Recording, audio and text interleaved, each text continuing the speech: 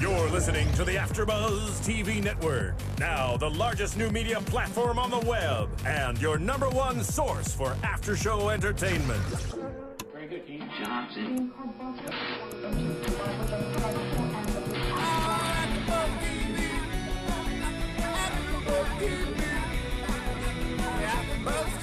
From the AFTERBUZZ Studios in Los Angeles, California, presented by Maria Menounos and Bing.com, and streaming live thanks to Akamai Technologies, this is AFTERBUZZ TV's Glee After Show. We'll break down tonight's episode and get you all the latest news and gossip. If you'd like to buzz in on tonight's show, you can buzz us at 424-256-1729. That's 424-256-1729. And now, another post-game wrap-up show for your favorite TV show. It's AFTERBUZZ TV's Glee After Show.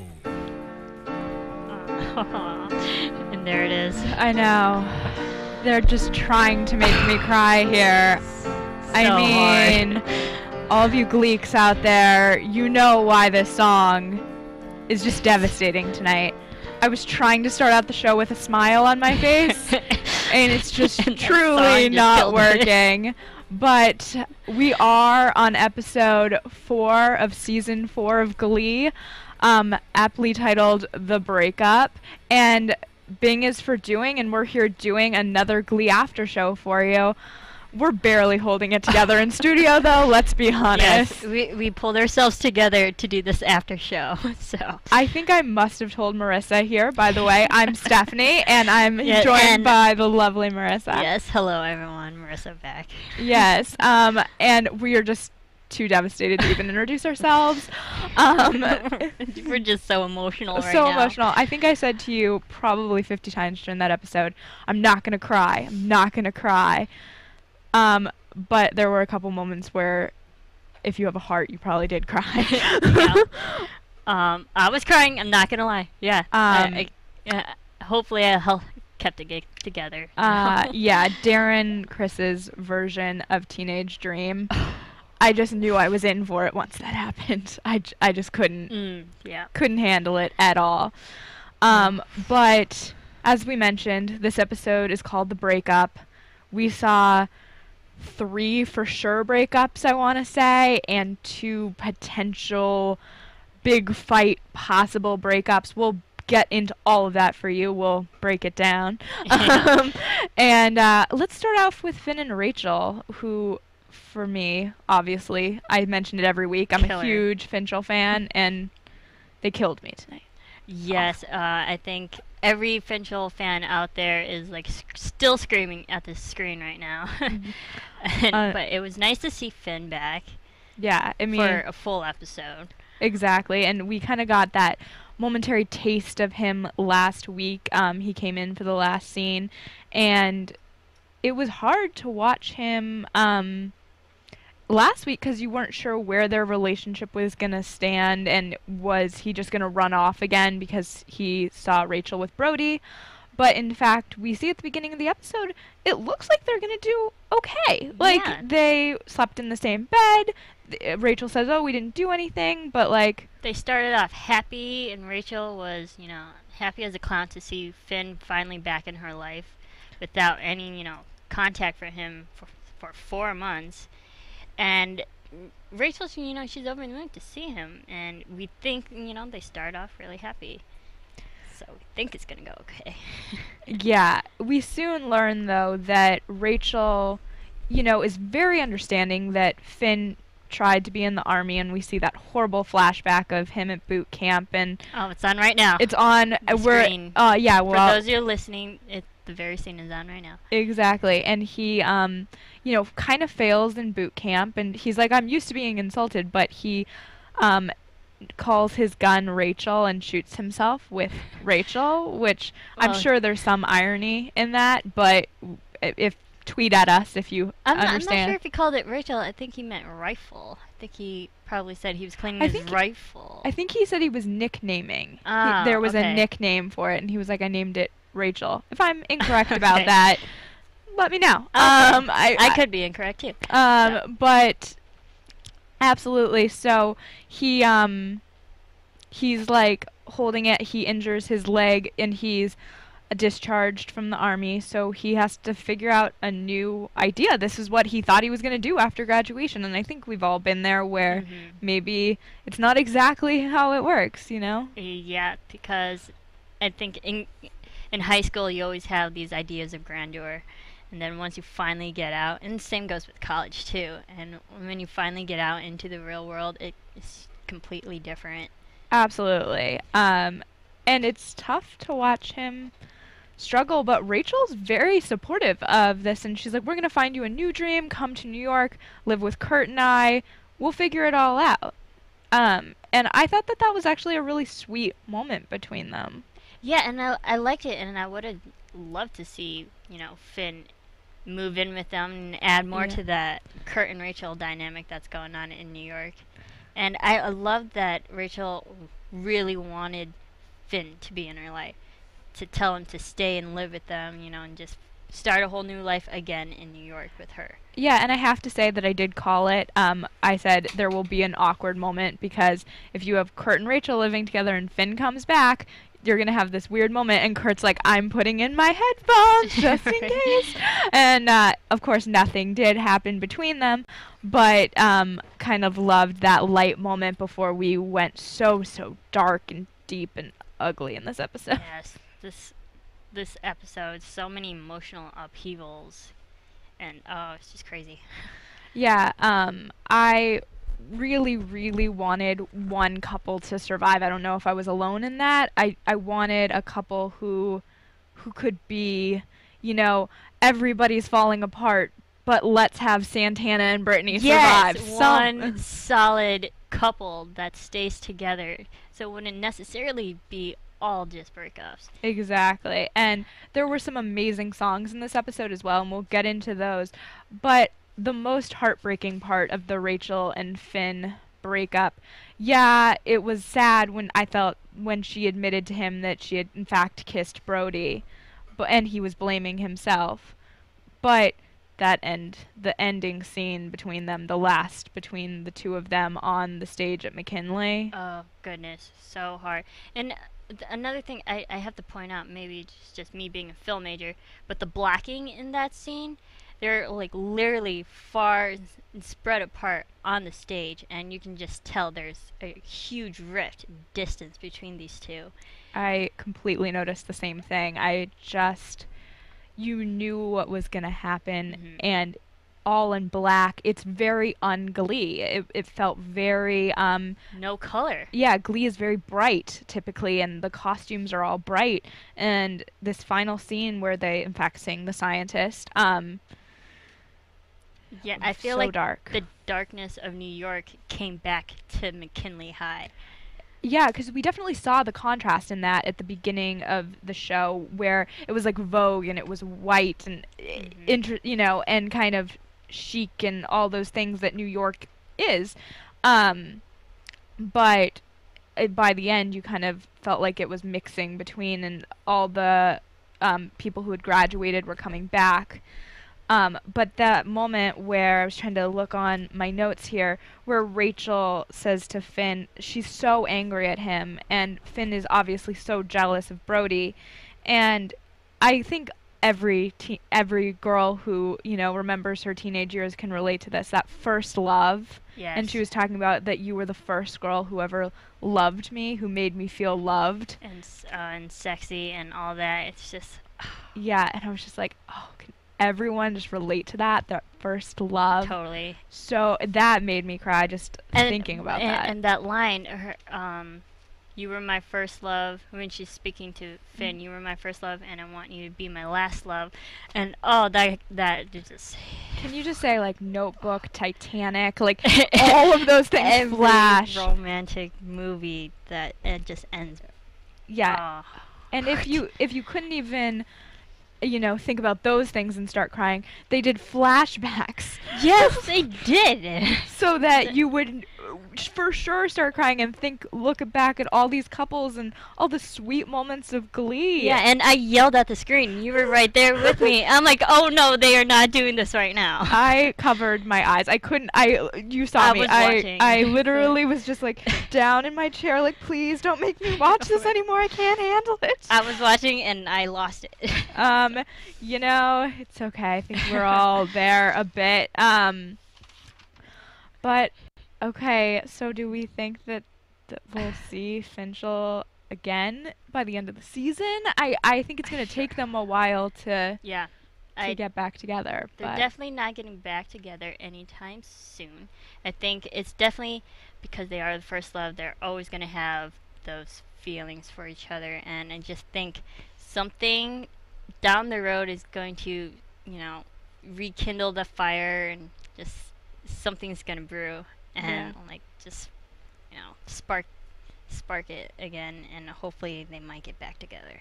Kind of, yeah. It's kind of in the parallel storyline. We had Blaine and Kurt, and it's interesting because it was kind of the opposites in the relationship, if you will. Rachel wanted Finn back so badly, and Kurt was kind of moving away from the relationship, where Blaine wanted to, in fact, stay in that relationship, and he's so in love with Kurt.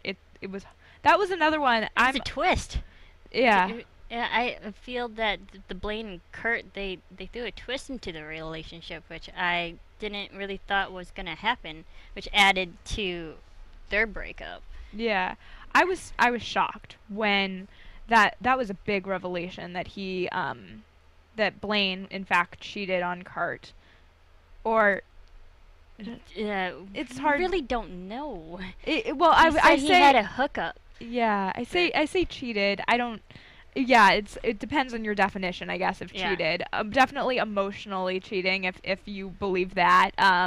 Not sure. Yeah, exactly. Depends on your definition, I guess. But I love them as a couple, and yeah, I love Kurt and Blaine, and they're so cute together. And to see them, just because they start off somewhat happy in New York, they're together again, but you can already tell that there's...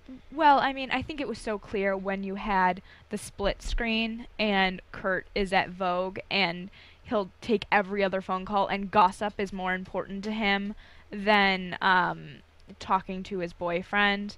You know that relationship is in a rocky place. Yes, and you can see Blaine just already irritated over the phone, and Kurt's just minding to his own life, his new life at Vogue. And in some ways that's completely understandable.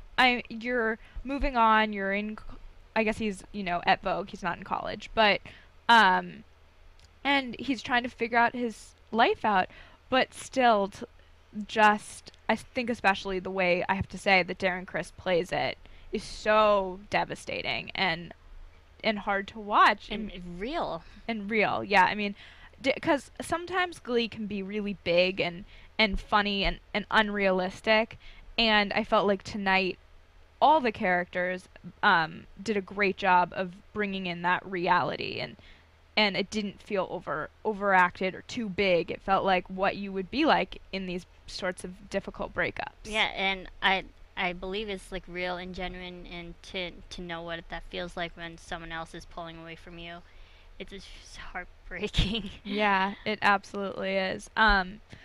And they kind of, it's interesting because Kurt is so angry when he finds out that there was this, I'll call it cheating again, that Blaine's character cheated. And Blaine will do anything to get him back. Sends him flowers, and that relationship is done. It's literally in the trash can when he tosses that note. Kurt throws the note into the garbage. And you're just like, oh no. Oh no, yeah, he does not have a chance of getting this back together. Yeah. I know. I can't believe we're only on breakup number two, but you have to let us know what you think of all these breakups. you can go on iTunes and comment on our page, and it lets us know what you like, dislike, whatever about our show, and hopefully we love reading your comments. There's always good stuff that you have to say and add, and you know all the details. You're such gleeks, so it's fun to tell us how you feel about the breakups, about Finchel, about everyone. Yeah, I mean, what are your takes on it? I mean, we were crying here in the studio. Yeah, did you think there were too many breakups? Were you over it? We want to know. Yeah. Yeah. You read all the comments. Exactly. We're super into it. So, should we move on to another breakup? Can we handle it? Just keep doing it. Lay it on me. Here we go. All right. So we're going to go Santana and Brittany. Okay. And this one was a hard one for me to watch, I know, because it's so hard for me. It's one of those breakups where it's not clear. It has rough edges, and you know, and you think this is another couple that they did such a great job in this episode of starting on a high point. All these relationships seem like they were going to be okay if you didn't pay attention to the episode title.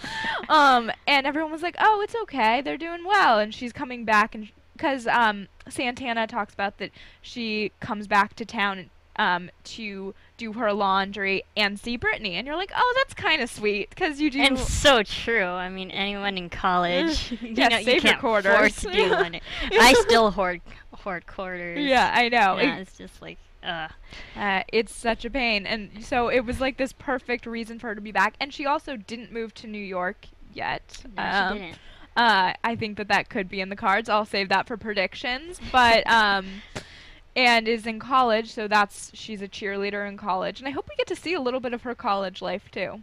I mean, yeah, and we did see a glimpse of Santana at her college, just a minor glimpse. Oh, but she's another one who I wouldn't call hers cheating. Hers is just being interested in, you know, her hers new was life. Very straightforward and honest. Yeah, it was just like I was, you know, I think in the library in the coffee shop. Looking, you know, I noticed another girl, and I don't know how to feel about that. And I thought that was actually a really, you know, again, hard to watch, but sweet, true moment for Glee. It was, and I love the fact that Santana just, like, told her straight up what happened, and she didn't sugarcoat it or be like, oh, trying to twist it another way, like, oh, we did do this, but it wasn't as bad as you think, you know. It was just like really straightforward. Yeah. And it was like, this was when I first started crying in the episode, like this breakup. Yeah, I mean, that was one of those breakups where, like, with Finchel and with Kurt and Blaine, you saw the writing on the wall and for the weeks to come. But this is our first look at Santana this season, truly, and so I don't think any of us could have anticipated what was going to happen. I honestly didn't think that they were going to break up. Yeah. I thought this was going to be the one couple that was going to endure everything and not break up in this episode out of all of them. I know, and I mean, let's be honest, I was hoping for a Finchel save at the last second. In my heart of hearts. Psych. Yeah, but we knew that wasn't happening. No. I mean, anyone who's a big follower of Glee knows that this was going to happen sooner rather than later. And yeah, and like you said, there was a build-up because we've seen more of Rachel and Finn and Kurt and Blaine, their relationship where that's happened. We haven't really touched on Santana. And she's finally actually in this episode. Yeah, and I'm excited to get more of the characters back. We're still missing Quinn and... Yes, we are. Mercedes and Puck. Yeah, Puck. And Mike. So we, you know... We're slowly getting them back. Slowly getting them all back. And they're also starting to trickle back into McKinley. Yes. Which is an interesting thing because you kind of assume that there was going to be a relatively clear split between New York and McKinley, and you're seeing all these characters come back, and I think we're going to see more of that. But I think it's fitting that they were all back at McKinley in the end because that's where all their relationships started, so that's where all their relationships should end. In a perfect world, yes. The bookends of the relationship, yes. Absolutely. I know, but with Santana and Brittany, I hope that Brittany can focus on school. I hope it doesn't send her even more into a tailspin. Because I fear with her that kind of thing, like any other teenager, can really throw you off course, and she needs to focus on school. She's failing out. Yeah, and Brittany mentioned that Santana left her, and I just kept thinking, I was like, well, if Brittany had graduated when she was supposed to, Santana wouldn't have left her. Yeah. That seemed to be a big theme in this episode, though, of relationships, how much, there was love between all of these characters in a lot of ways, but love wasn't enough. If we look at Finchel, they clearly love each other. I mean, in that final scene, there's a lot of love between them, but it didn't work. Rachel's ambitions got in the way. Then you have Blaine and Kurt, who Kurt discovers this new career. Once again, he's putting career over the relationship. And Santana and Brittany, it just seems like she wants to be in college and she doesn't need a high school girlfriend holding her back anymore. And I think that's it's sad that, because it's not like any of them did something. Some breakups are explosive, and these were all like, we love each other, it's just not enough. Yeah, and it's just a slow, falling apart on everyone's end. Absolutely. And then another devastating breakup. Well, I don't know if we can call it a breakup. It's a potential breakup. It planted the seed for something bigger that could happen. Yeah. I feel like that's gonna be, we're of course talking about, we should say, Will and Emma. And I feel like that is a relationship that, it's the writing on the wall. It's could play out all season, and I hope it ends well for them, because they had that big, adorable, in the water, the engagement, and just one of the biggest numbers I think Glee has done. And that's another couple. I'm clearly a cheerleader for all these couples. Have you noticed that I don't want anyone to break up? No, we want everyone to be together and happy. Yes, and I know that in a perfect world that would happen. I know that can't happen in Glee world, because there would be no show without drama. No. But yes, I'm a huge fan of all these characters. So, with Emma and Will,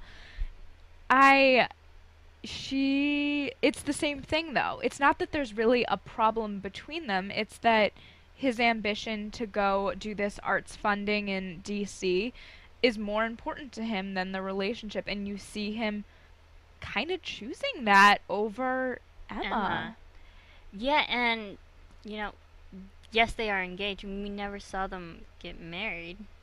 Although, because, Will wanted to move up the wedding to May, and I predicted that wasn't going to happen, and it didn't happen. Yeah. So, they're still not married. And, like you said, his ambitions, the red ribbon? No, blue ribbon. Blue ribbon. Red ribbon. Blue ribbon. Blue ribbon. Yeah, you got it. One of those colors. It's just Will wants to move in. I feel that maybe because the whole Glee, the Glee members that were the original Glee members aren't together again. Like, the family kind of broke up, so maybe he kind of feels like he has to move on too. Right. No, I completely agree with you. I feel like he's looking for something, that this new Glee club isn't enough for him, and he's searching for something more, and we kind of saw that in the last few episodes. And it's going to be interesting to see if he does in fact go to DC, and will that bring him some other joy that he's not finding. I feel like we've seen Will throughout all the seasons, that I don't think Will feels complete as a person, because he wanted to do Broadway, he wanted to leave and do a show, but McKinley was there and he settled with McKinley. But I feel like he's always someone who's searching for something greater. Yeah, I think that, and you see that oftentimes with artists who aren't maybe as successful as they initially dreamed. Kind of what we were talking about earlier in the show with, you know, in high school and college, when you leave those places, you have these grand ambitions of what you're going to do. And if you don't succeed at them, you end up settling. And some people are okay with that, and other people, it's a constant battle. Yes. And I think he is a person that you're seeing that constant battle with. And I agree. yeah, he seems unable to kind of, you know, connect with this group in the same way that he did with, I wanted to call him Corey, with Finn, because when Finn comes back, it's the old Mr. Shoe, 110%. Oh, totally. Switch, you know. He's Yeah. like, oh, like, yeah, he's back. And we got the old Will. So. Exactly. And we should also briefly mention here, at McKinley, there was kind of another breakup that went down. We can say Kitty and Jake, who barely started their relationship. Yeah. The Kitty is, as a reminder, the mean cheerleader, and Jake is obviously Puck's brother. New member, and that was doomed. He was using her to, you know, get attention at school and to be in the popular crowd. Yeah. And he really has feelings for another Glee member, and so he breaks up with. I mean, we all knew that was gonna eventually happen. There was like no chemistry between them, and not the biggest breakup. We're like, over it. I'm hoping to see Marley and Jake together, though. They're adorable together. They're cute. Yeah. So, but we should also mention that Glee is not the only program that we do here at AfterBuzz. With the fall season starting up, it's, you know, I'm watching 100 different shows. I'm sure you all are too. And we have something like 50 shows going on here a week. 55 shows. So if you have another show that you're as obsessed with, you should totally check out the AfterBuzz after show for it, because I'm sure there is one. Yes, good chances we're probably covering I know, we're doing Revenge and Scandal, and you have your shows. Yes, I do. I'm doing Pretty Little Liars and I think Nashville. Oh, Nashville's awesome. Like, we did the after show for it last night. That should be a good show.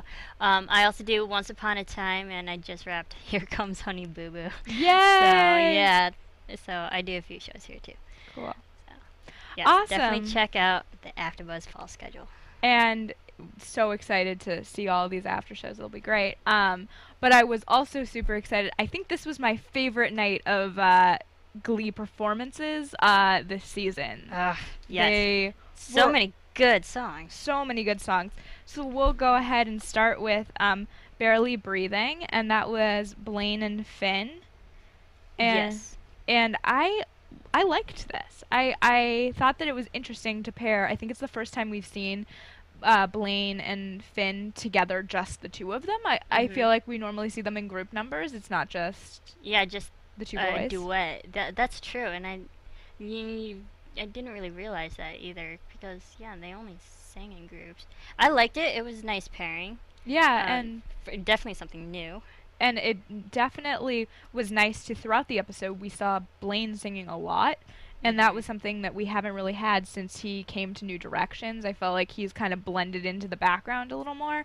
And so it was nice to have him kind of take a starring role again, for sure. And in that song, he definitely did have a big starring role. And that's when we find out that, he was poking someone on Facebook. Yeah, because I turned to you and I go, who? I think it was Eli. And I was like, who's Eli? Why is he poking Eli on Facebook? Random Eli. So I love that song. And then this is a song that I just love Demi Lovato's version of. It's called Give Your Heart a Break. And Rachel and Brody do it at the karaoke bar in New York in front of Finn and Kurt. And the thing I noticed about this number was that Rachel and Brody, they were singing together and they were having fun. That performance reminded me of how Rachel and Finn used to perform at McKinley, and there was just fire and chemistry between them, and it's the exact same thing here. And I didn't feel like Rachel doesn't perform like that anymore with Finn. She's doing it now with Brody. Yeah, and I think Finn definitely realized that, because he knew that there was no place for him there, and that's something he was dealing with throughout the episode. Beyond his relationship with Rachel, he just feels lost, and that performance, you kind of saw it written all over his face. It was just, he was watching his girl, the love of his life, kind of be with another guy, and it didn't seem weird. It felt right in a lot of ways. I thought it was interesting how Finn wanted Rachel to sing with Brody. I'm like, no, Finn, you're there. You should be the one who wants to sing with Rachel, not egg her on to sing with someone else. I completely agree. I was really surprised by that, actually, because I wanted Finn, and this is something I didn't mention earlier, to fight for Rachel. You ignored her for months, come back and fight for her, and you just didn't see him do that at all. No. You see him leave. You do the very opposite of fighting. Yeah, and he does. He gets up and leaves without telling her. And sneaks out, which is low. I was just going to say, so cowardly. So low. Yeah. And then this was the song that made me tear up. Let's be honest here. So everyone remembers the first episode that Darren Criss was on Glee. He did Teenage Dream, and it made him a star. I think that song is pretty much responsible for, at least getting his name out there. And it was such a great pop rendition of that song. And he comes back also in the karaoke bar and does the most heart-wrenching. So painful. I think they even tagged it as heartbreaking on the show. Hashtag heartbreaking. Yeah. So difficult to watch, and his eyes just well up, and you just feel it. I feel like he did, I said it earlier, a great job of just, his emotions were so written on his face the entire episode. I like the fact that he sang the song again in a different way, because yes, it was his first song that he performed in front of Kurt, but I felt like he was singing again to feel like he used to when he first met Kurt. Yeah. And it felt like he was trying to sing the song again to convince himself that he's still in love with Kurt. Yeah. I also love the fact that I've never felt like Kurt was an oblivious character, and for the last few episodes he's been pretty oblivious. Very. And that song snapped him back into, being what's going on, and that he's in a relationship and he needs to be there for this guy because Blaine was losing it. I mean, that is, when you get up and sing a song like that in front of an entire bar, you are at your emotional end. Yes, completely agree. Yeah, I mean, and that song was unbelievable. I wrote pain-filled, oh my god. I know, I was just like, I think I said incredibly emotional when I look back at my notes, which is such an understatement. I think I've mentioned it on Glee before. I'm a huge Taylor Swift fan. Yes. Love. Can't even tell you when they cover her songs on Glee. It's combining two of my favorite things. So tonight they did Mine, which is off of the Speak Now album. And great album. So fun. Love that. And Taylor Swift has a new album coming out. I hope they do more from that too. But I'm sure they will. Yeah, exactly. I can't be the only one who loves this.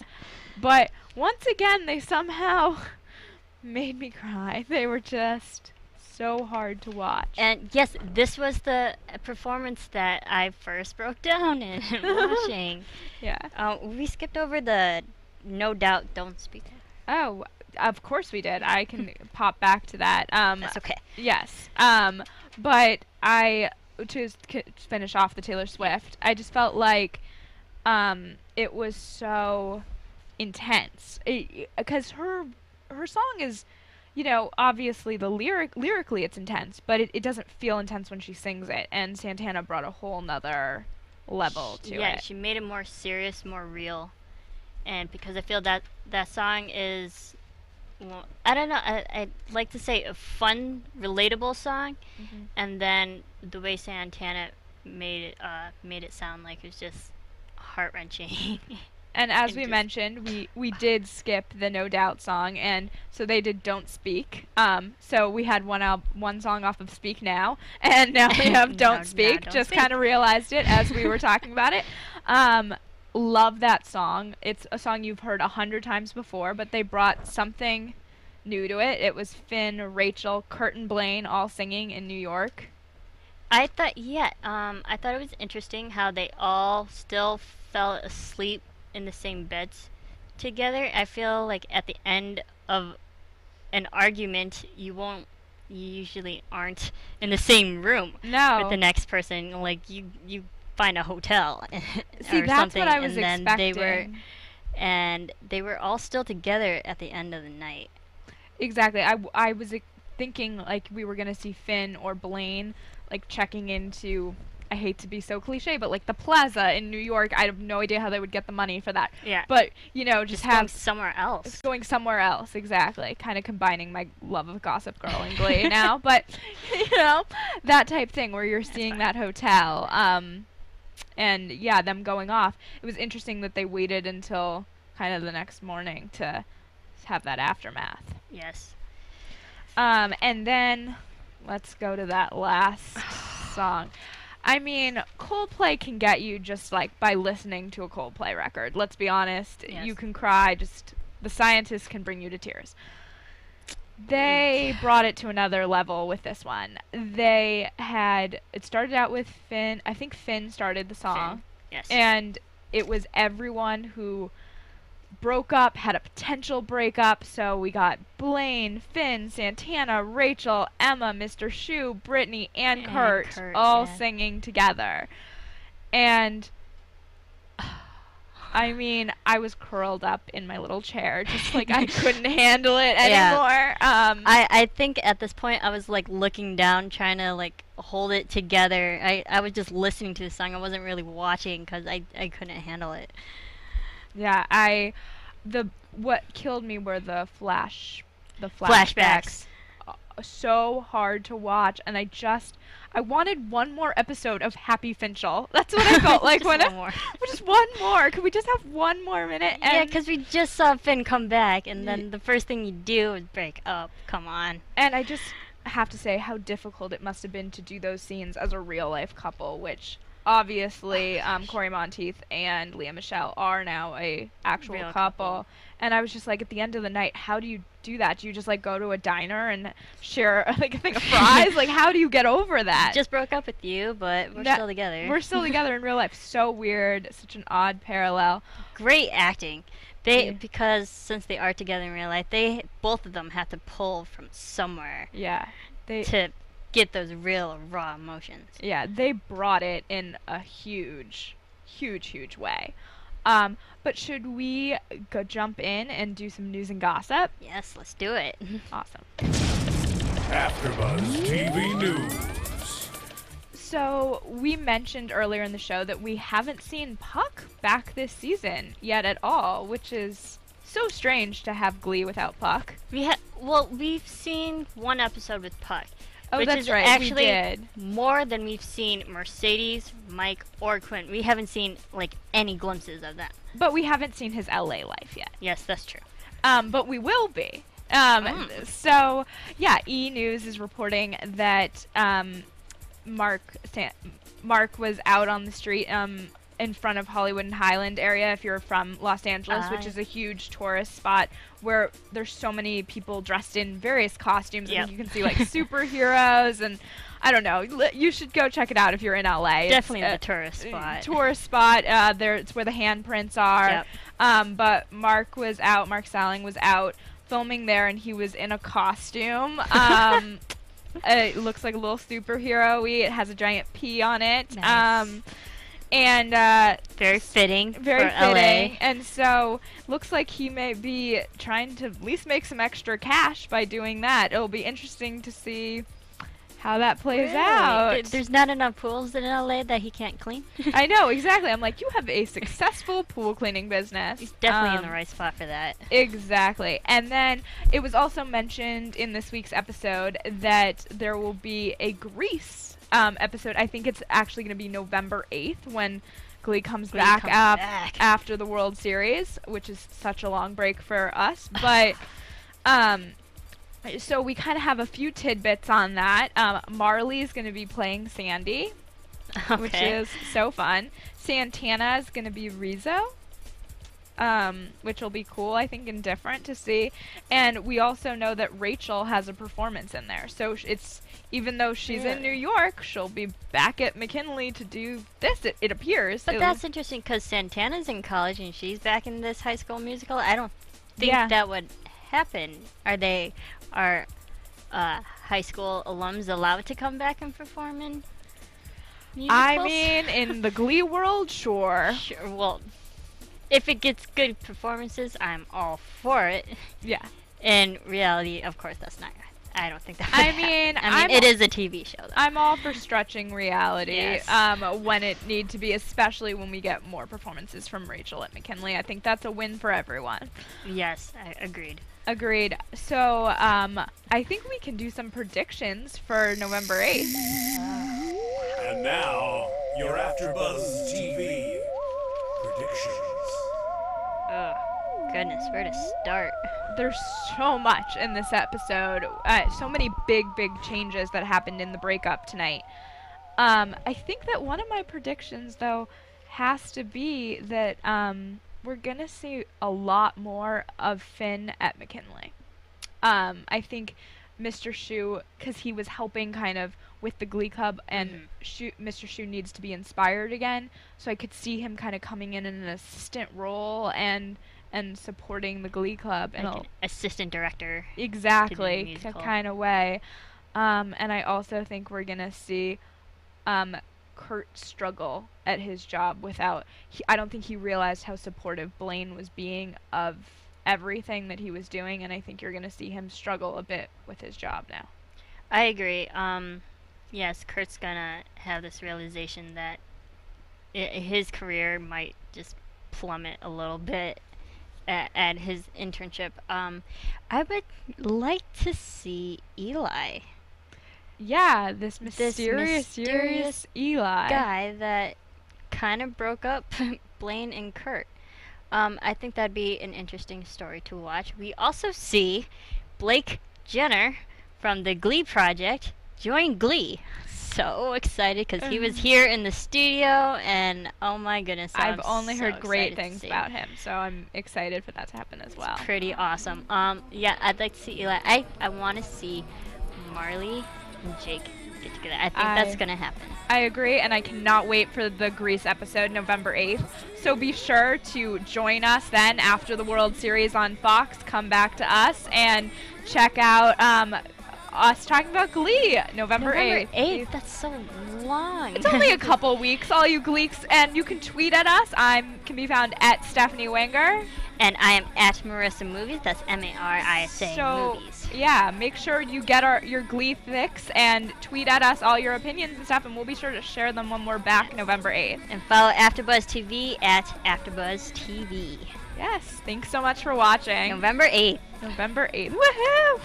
From Bing.com, executive producers Maria Menounos, Kevin Undergaro, Phil Svitek, and the entire AfterBuzz TV staff, we would like to thank you for listening to the AfterBuzz TV network. To watch or listen to other after shows and post comments or questions, be sure to visit AfterBuzzTV.com. I'm Sir Richard Wentworth, and this has been a presentation of AfterBuzz TV. Buzz you later, Gleeks! The views expressed herein are those of the hosts only and do not necessarily reflect the views of AfterBuzz TV or its owners or principals.